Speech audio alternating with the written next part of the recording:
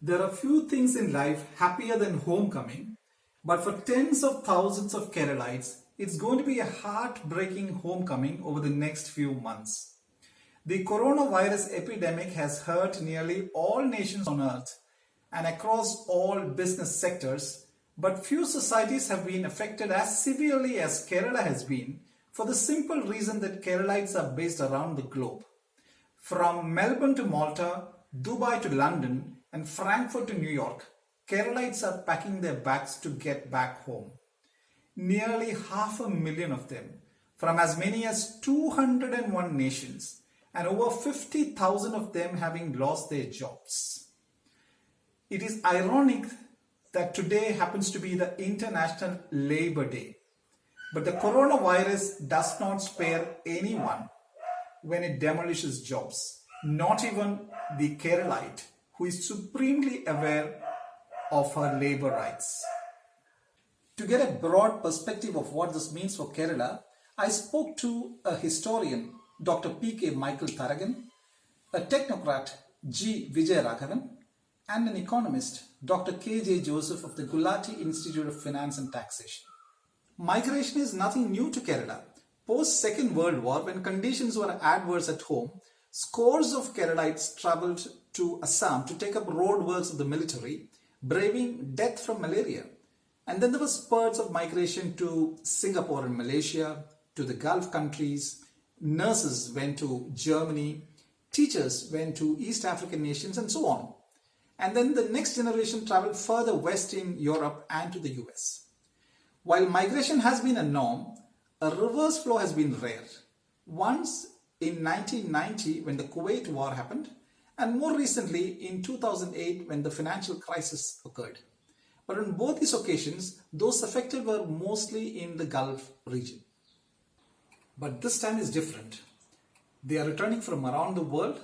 Those returning are in the most productive age group of about 22 to 60 years, and their numbers are simply staggering. Michael Tharagan believes that the inherent trait of care among Keralites is their biggest asset at this critical juncture. After all, those based abroad would have got their jobs with the help of friends, family, relatives, contacts, and others. Even from a historical perspective, Hindus in Kerala used to be engaged in paddy farming, Christians traded, and Muslims and Jains did interstate or inter-kingdom long-distance trading. And they were all interdependent, allowing them to have social harmony over centuries. Keralites' natural flair for care-based professions like nursing, teaching, and even banking lend themselves to tap emerging opportunities in all these sectors.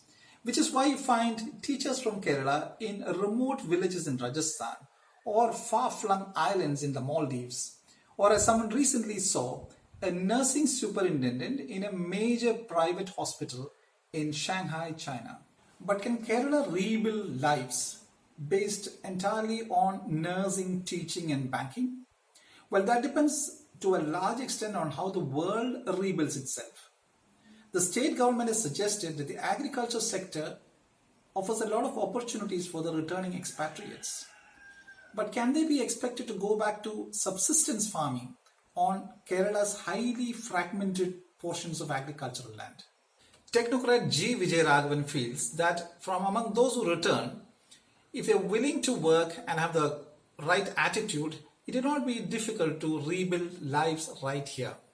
After all, not very many expatriates remit back home every month more than 10 or 15,000 rupees, which is what a coconut climber in Kerala can save right here. And on the technology front, Kerala may not stand to benefit too much from returning expatriates because too much of high-end technology work does not happen in the Gulf region. And in any case, companies are going to retain the best talent there. Economist K.J. Joseph believes that it was the large-scale Gulf migration that propped up the state's economy in the difficult days of the 1970s. It caused lasting impression on the socio-economic fabric of Kerala. On one hand, fabulous, massive houses began to be constructed across the landscape of the state, and on the other, migration of masons, plumbers, electricians, and other technicians to the Gulf created a shortage and pushed up the wages of people in those professions. So the state lost its competitive edge and lost out in its exports of cashew and pepper, seafood and other items in an increasingly globalized world.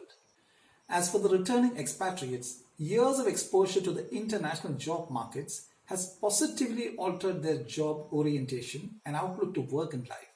They are ever more intelligent and imaginative and game for a challenge. Events at home have changed the outlook of Keralites in Kerala also, as was witnessed during the 2018 floods, when Kerala society woke up to recognize new heroes in the form of fishermen who saved thousands of lives, and the youth and millennials in the state who offered tech and logistical support in that time of crisis. The latest crisis is washing ashore nearly 500,000 men and women who have held their own in the world's most competitive job markets and been remitting ₹1 trillion annually. No one can underestimate their capabilities. But one question hangs heavily. Why did they have to leave Kerala or India in the first place? Was it the lack of an enabling environment? If so, correcting that is the right prescription for this crisis.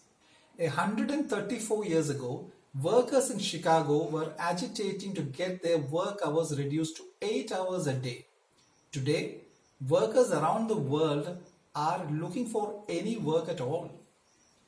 In the return of all these expats, what Kerala is getting is a fabulous collection of upskilled, internationally competent men and women on a platter. We can't afford to lose their expertise. The policy makers of Kerala must implement drastic change so that these returning expatriates can also help change Kerala. Thank you.